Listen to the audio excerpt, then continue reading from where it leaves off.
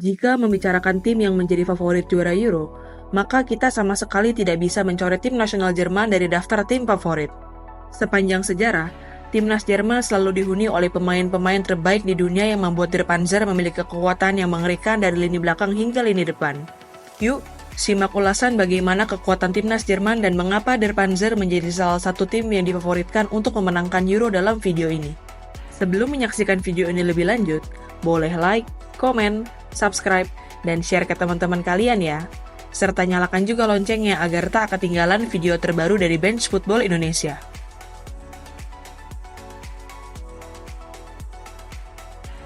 Sepanjang bergulirnya Euro sejak tahun 1960, timnas Jerman bersama timnas Spanyol adalah tim dengan raihan gelar juara terbanyak.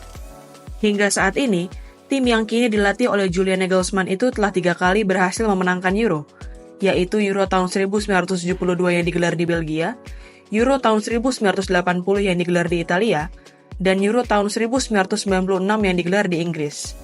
Walaupun sudah 28 tahun tidak mengangkat trofi Euro, timnas Jerman yang dalam setiap generasinya selalu dihuni oleh pemain-pemain kelas dunia berhasil mencatatkan prestasi di kompetisi-kompetisi lain, seperti juara Piala Dunia tahun 2014 dan juara Piala Konfederasi tahun 2017. Di gelaran Euro tahun 2024 ini, Opta Analis menjadikan timnas Jerman sebagai salah satu tim favorit juara dengan persentase peluang sebesar 12,4%.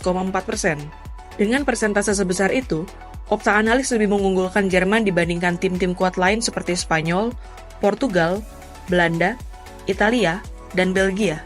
Selain karena catatan sebagai tim tersukses sepanjang sejarah Euro, status Jerman sebagai tuan rumah juga menguatkan status Der Panzer untuk menjadi unggulan di Euro kali ini. Bermain di depan puluhan ribu masyarakat yang siap mendukung selama pertandingan, Jerman tentu ingin mengulangi kisah sukses 3 tuan rumah yang berhasil memenangkan Piala Eropa di rumahnya sendiri, yaitu Spanyol pada tahun 1964, Italia pada tahun 1968, dan Prancis pada tahun 1984. Walaupun kali ini lolos secara otomatis ke Euro tahun 2024 karena berstatus sebagai tim tuan rumah, namun timnas Jerman adalah tim yang selalu berhasil lolos ke putaran final Euro sejak tahun 1972.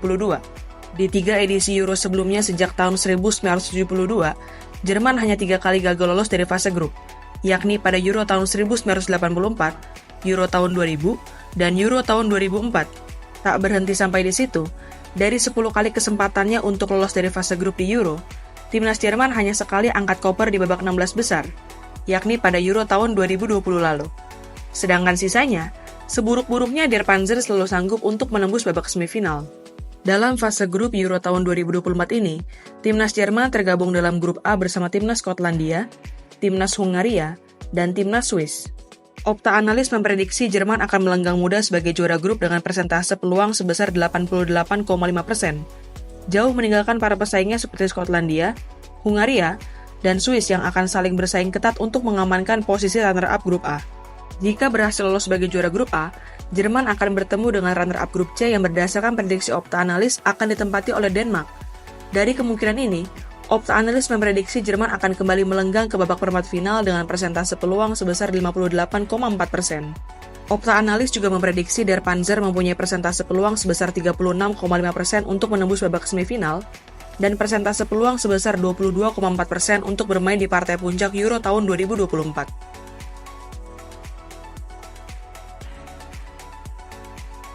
Euro tahun 2024 yang diselenggarakan di rumah sendiri akan terasa sangat spesial bagi gelandang senior timnas Jerman yakni Toni Kroos.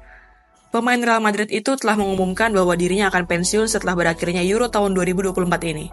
Walaupun sempat mengumumkan pensiun dari panggung internasional pada tahun 2021 lalu, pelatih timnas Jerman saat ini yakni Julian Nagelsmann akhirnya berhasil membujuk Toni Kroos untuk kembali memperkuat Der Panzer di Euro tahun 2024. Keputusan Toni Kroos untuk kembali memperkuat timnas Jerman benar-benar memberikan dampak instan bagi kekuatan Der Panzer. Walaupun sudah berusia 34 tahun, peraih 6 gelar Liga Champions itu masih menjadi pemain inti yang memimpin lini tengah timnas Jerman. Sejak Kroos memutuskan pensiun dari timnas Jerman pada tahun 2021 lalu, Der Panzer mendapatkan hasil-hasil yang mengecewakan termasuk gagal lolos dari fase grup pada Piala Dunia tahun 2022 lalu. Tak berhenti sampai di sana, hasil minor yang terus-menerus diterima oleh timnas Jerman juga berakhir dengan pemecatan pelatih timnas Jerman yaitu Hansi Flick. Tanpa kehadiran Toni Kroos di skuad timnas Jerman, pergantian pelatih dari Hansi Flick ke Julian Nagelsmann pun sebenarnya tidak memberikan dampak yang signifikan bagi performa Der Panzer. Dalam 4 pertandingan pertama Nagelsmann sebagai pelatih anyar timnas Jerman, Der Panzer hanya mampu mengantongi 1 kemenangan, 1 kali hasil imbang, dan 2 kali kekalahan. Namun kembalinya Kruse di pertandingan kelima Julian Nagelsmann bersama timnas Jerman langsung membuat Der Panzer berhasil meraih kemenangan dengan skor 0-2 atas Perancis pada bulan Maret lalu. Bahkan dalam pertandingan pertamanya kembali mengenakan seragam kebesaran Jerman, Kruse ditetapkan sebagai man of the match setelah mencatatkan 1 assist. Tak hanya itu, gelandang Real Madrid itu juga berhasil mencatatkan akurasi umpan tertinggi yakni sebesar 95%, dengan catatan 122 kali umpan sukses dari 129 kali percobaan. Jerman kembali berhasil meraih kemenangan dalam pertandingan selanjutnya menghadapi Belanda. Dalam pertandingan itu, Toni Kroos kembali terpilih sebagai man of the match. Dalam pertandingan terakhir Jerman sebelum berlaga di Euro yakni melawan Yunani pada tanggal 8 Juni lalu, Der Panzer kembali berhasil mengakhiri pertandingan dengan kemenangan, dan Toni Kroos kembali terpilih sebagai man of the match. Dampak signifikan yang diberikan oleh Kroos juga dapat dilihat kala Jerman menghadapi Ukraina pada tanggal 4 Juni lalu. Saat itu, Toni Kroos yang baru menjalani final Liga Champions bersama Real Madrid belum bisa memperkuat timnas Jerman. Tidak diperkuat oleh Kroos, tim asuhan Julian Nagelsmann hanya sanggup bermain imbang dengan skor kacamata dalam pertandingan melawan Ukraina. Performa impresif yang ditampilkan oleh Toni Kroos sejak kembali memperkuat timnas Jerman pun mendapatkan pujian setinggi langit dari Julian Nagelsmann. Pelatih timnas Jerman itu menyatakan bahwa Kroos adalah pemain yang sangat penting bagi tim asuhannya.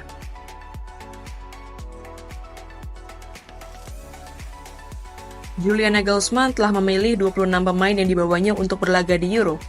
Dari 26 nama yang dipanggil oleh Nagelsmann untuk memperkuat Jerman, Julian Nagelsmann melakukan kombinasi antara pemain senior dan pemain muda. Di sektor penjaga gawang, Nagelsmann membawa 3 penjaga gawang yang semuanya berusia lebih dari 30 tahun, yakni Manuel Neuer, Marc-Andre ter Stegen, dan Oliver Baumann. Dari ketiga nama penjaga gawang itu, Julian Nagelsmann sudah menyatakan bahwa Manuel Neuer akan tetap menjadi kiper utama timnas Jerman di Euro kali ini. Dalam formasi 4-2-3-1 yang kerap digunakan oleh Nagelsmann, posisi 4 pemain belakang kemungkinan akan diisi oleh para pemain senior, yakni Maximilian Mittelstadt dan Joshua Kimmich di posisi back sayap kiri dan back sayap kanan. Sedangkan untuk posisi center back akan dipercayakan kepada duet Antonio Rudiger dan Jonathan Tah. Sebagai pelapis, Nagelsmann memiliki nama-nama pemain senior seperti Waldemar Anton, Benjamin Henrich, Robin Koch, dan David Raum, serta bek muda Borussia Dortmund yakni Nico Schlotterbeck. Untuk posisi double pivot, Goal memprediksi Nagelsmann akan mempercayai Robert Andrich sebagai pendamping Toni Kroos. Sebagai pelapis Andrich dan Kroos, Nagelsmann memiliki gelandang muda Bayern Munchen yakni Pavlovic, dan gelandang senior milik Brighton yakni Pascal Gross. Julian Nagelsmann diyakini akan tetap mempercayai kapten timnas Jerman saat ini yakni Ilkay Gundogan untuk mengisi posisi gelandang serang. Jika mentok dengan Gundogan, Nagelsmann masih memiliki Thomas Müller dan Dennis Undav sebagai pelapis. Untuk posisi penyerang sayap, Nagelsmann kemungkinan akan mengandalkan 2 pemain muda berbakat yang sedang naik daun yakni Florian Wirtz dan Jamal Musiala. Sebagai cadangan, Nagelsmann masih memiliki 2 nama penyerang sayap senior yakni Leroy Sané dan Chris Führich. Dalam skema 4-2-3-1, Nagelsmann bisa memainkan seorang false nine maupun real striker. Jika memutuskan untuk menggunakan false nine, maka pilihannya akan jatuh pada Kai Havertz. Sedangkan jika Nagelsmann ingin memainkan seorang striker murni, maka penyerang senior Borussia Dortmund yaitu Niklas Füllkrug atau penyerang muda Hoffenheim yakni Max Bayer akan diandalkan di lini serang. Gimana nih menurut teman-teman? Apakah Toni Kroos akan mengakhiri karir gemilangnya dengan memenangkan Euro di tanah kelahirannya? Tulis di kolom komentar ya.